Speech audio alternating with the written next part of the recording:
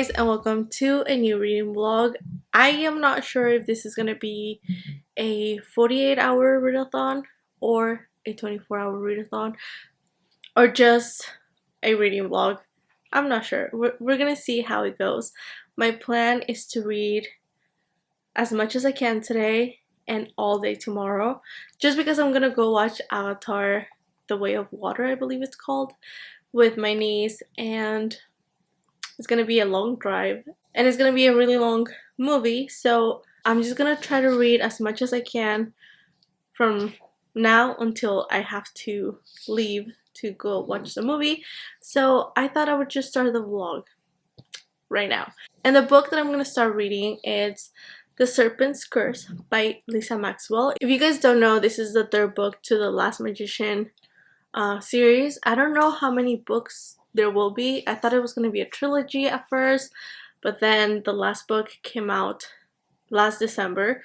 I'm still waiting for my copy to get here, but it's okay because I still haven't read this one, and I'm gonna start it right now. I'm gonna try to read as much as I can from it.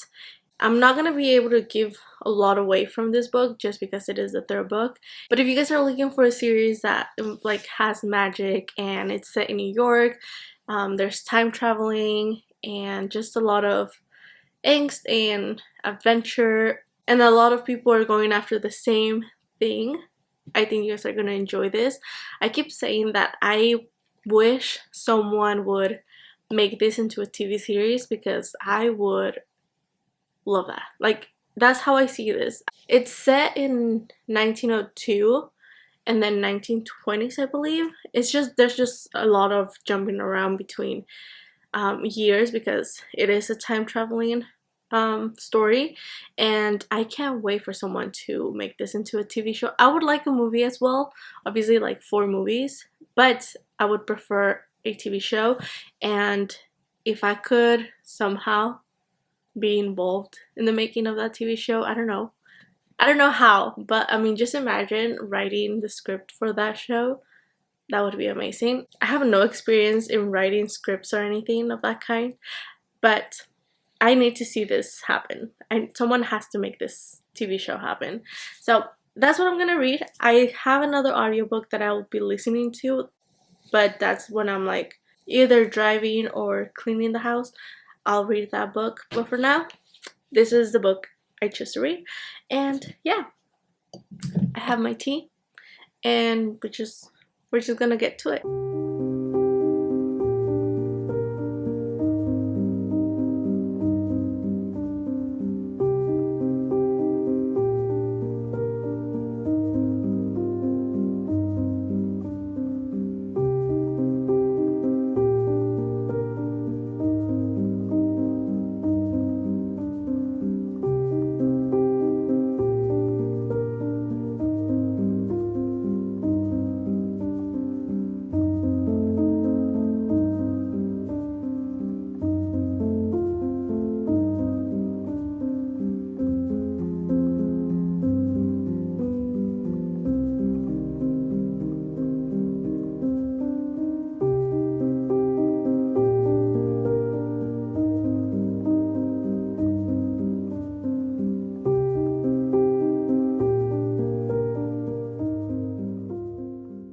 We are heading to go watch Avatar: The Way of Water, I believe it's called.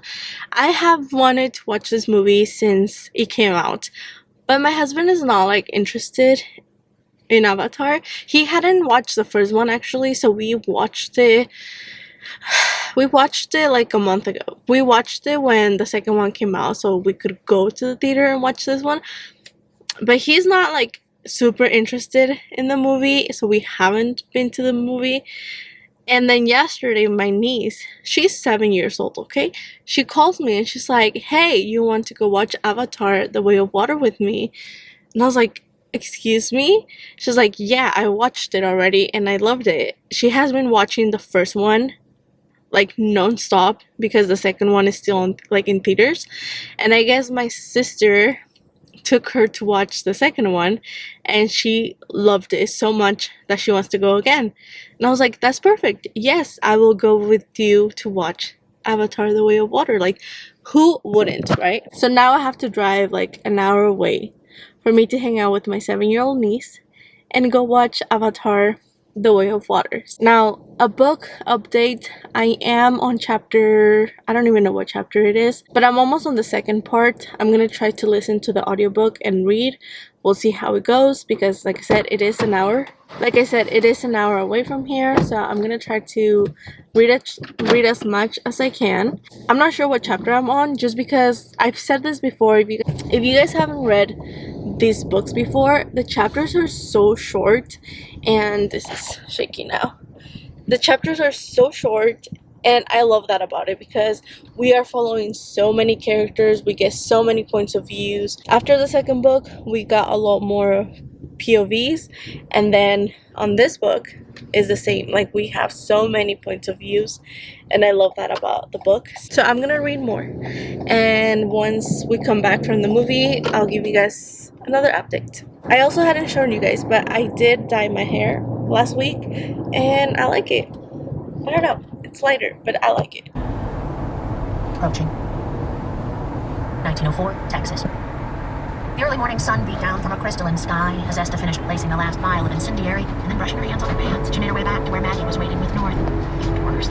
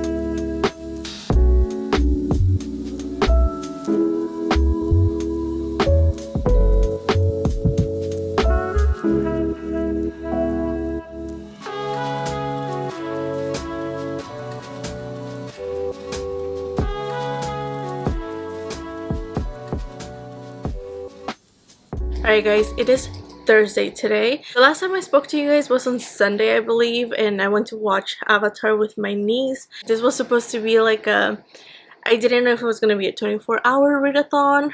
It turns out it's just a regular reading vlog. So I'm just going to pick it up from here. I did watch Avatar and I really enjoyed it. It is a 3-hour movie, but if you enjoy world building, you're gonna like it, because if you like the first one and then you want it, and if you want to know more about that world, I'm pretty sure you're gonna enjoy it, because I did. And I think that's what I mentioned to you guys, that my niece is like obsessed with Avatar, and I think it's because of that. I think she really enjoys like the colors and how it glow, you know how things glow in the dark. That's one of my favorite parts. So I really enjoyed the world building. So the first hour is just them introducing the new characters and just introducing who the new villain is. The second hour is world building, a lot of world building. That was my favorite part. And then the last hour is like what the movie's about, like the problem and them fighting and everything. So I highly recommend you guys watch it in the theater if you can. But yeah, really good movie. I haven't read anything in the last 4 days now, so I am going to continue reading a book that I was reading 2 weeks ago. I started reading that book and then I put it down to read The Patient on my last vlog, and I didn't pick it up again, so I'm gonna continue reading that right now. I have to put some clothes away, so I am going to do that. I'm almost done with it. I think I have like 10 chapters left. So the book I'm reading is You Made a Fool Out of Death with Your Beauty, I believe. And I'm really enjoying it. It's just about this woman that lost her husband. It's been 5 years. She's trying to get back into the dating life and meeting people. But I think we start with her life at a point where she's like ready to be out there. There's a lot of grief within the story still, but I think the characters are like going through the grief process. They're grieving in their own way, but they're also being doing things that they would not normally do. So I was having a difficult time with Faye, who is our main character, because that she's making some choices that you would be like, how would you, like, it just, to me it's hard to comprehend why someone would make that choice or do something like that. Nothing bad, just relationship stuff and dating men and stuff like that. I don't want to give a lot away, but basically she starts seeing this new guy, and the new guy is helping her out because she is an artist, and he has, like, he's rich pretty much, and he has a lot of connections, so he decides to do it on his own. No one asked him. He tries to help her out. His dad has a beautiful home, and it turns out that his dad is like a famous chef. He's trying to go out with her. He wants to date her. He's very interested in her, and she's kind of like not ready for something serious, so she decides to go along with it. She's like, okay, I'll go try to do this art gallery thing, and one thing leads to another, and now she's interested in his dad. So that is not a spoiler, that is on the synopsis if you guys read it. So the thing is that, to me, because we're only getting her perspective, I don't see the same, I hadn't seen the same connection that she kept talking about from Nasir's dad. I forgot his name. The only point of view we get is from her point of view, and I was just thinking like, okay, this girl, since she saw the guy, she's lusting for him, and I think she's projecting that, strongly projecting that, to where the dad got like the hint of it. Like, he's like, okay, so she's interested, because he hadn't shown any interest to me, but she was like, oh, but the way he looked at me, or he did this. And I was like, I think she was looking too much into it, and she projected a lot, and that's what one thing led to another one.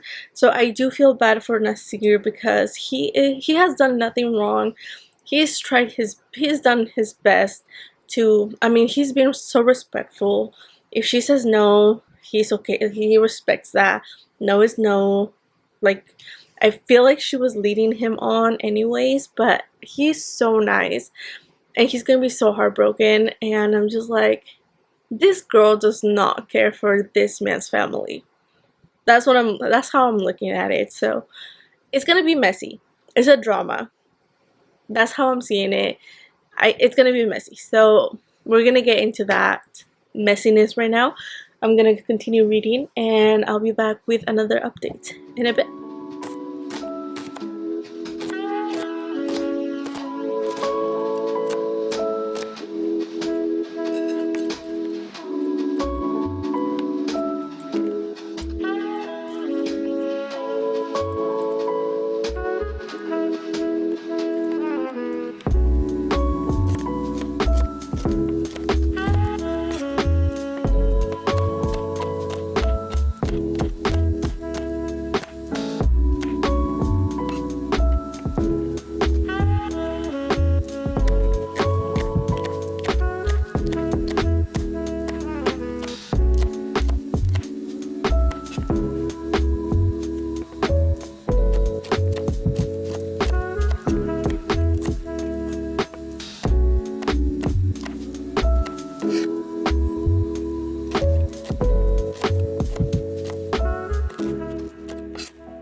I was starving, and I started making dinner, and I'm still listening to the book, and it got to a part.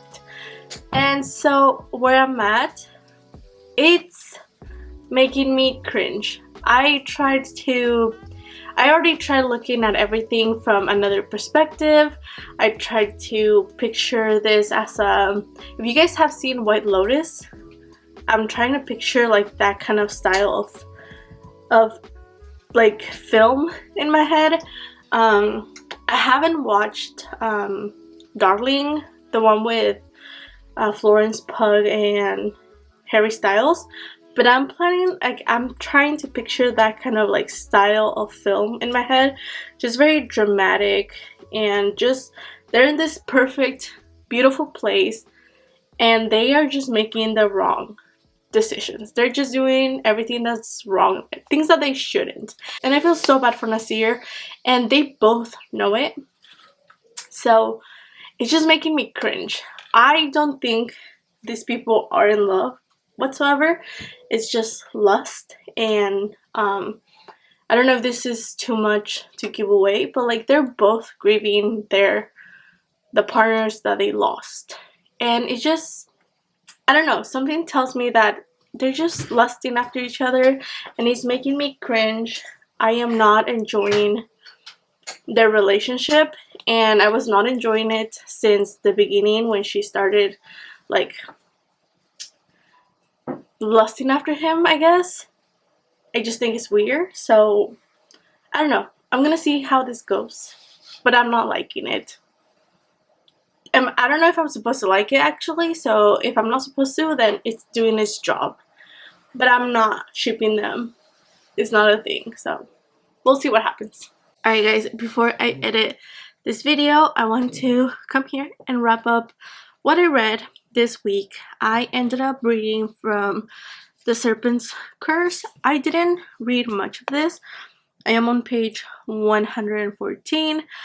It is a thick boy, so this is gonna take me a while to get through, especially because I want to read this, like I actually want to read it physically. So it's gonna take me a while to get through that because, as you guys know, I don't have a lot of sit down time to read. So there's gonna be more vlogs where I show you guys more of that book.